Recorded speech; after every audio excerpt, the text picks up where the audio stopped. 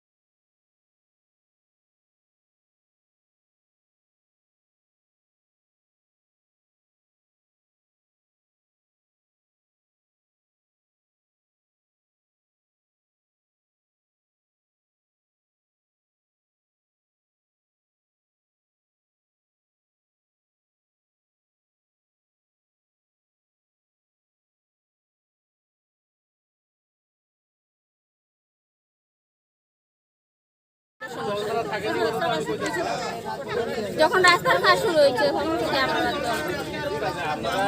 তাছাড়া এখন জলের বিল 40 টাকা করতে হবে।